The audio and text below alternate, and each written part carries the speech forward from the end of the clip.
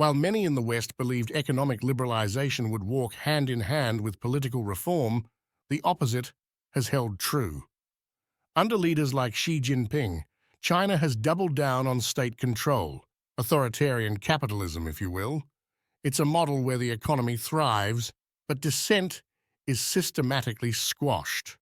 Xi Jinping's ascent marks the consolidation of a hawkish faction within the Communist Party, individuals who see the world not as interconnected and cooperative, but as competitive and zero-sum.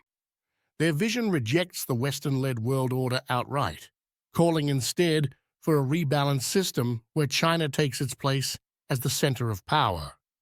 Wait, center of power? That's putting it mildly. It's more like they're working toward replacing the United States altogether, isn't it? Exactly.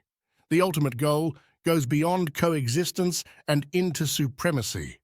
That's what Xi Jinping's policies reflect: assertiveness in the South China Sea, the Belt and Road Initiative, even trade policies. These all reinforce the broader aim of creating a China-centric world order by 2049. Wow. And the level of cohesion, of unity within their strategy, it's so different from the way the US operates, especially with election cycles that shift priorities every few years. And that, Eleanor, might be one of our greatest missteps, assuming China thinks in the same short-term frameworks that dominate democratic nations.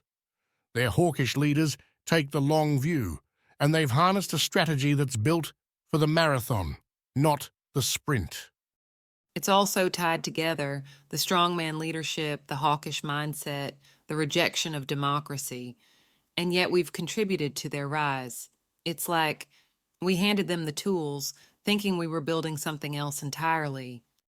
William, when you frame it like that, the marathon mindset versus short term cycles, it really highlights just how fundamentally different their approach is from ours.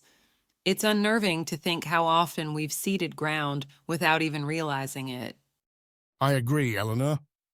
In fact, exploring long-term geopolitical strategies like this, it not only deepens our understanding, but also challenges us to think more critically about global power dynamics.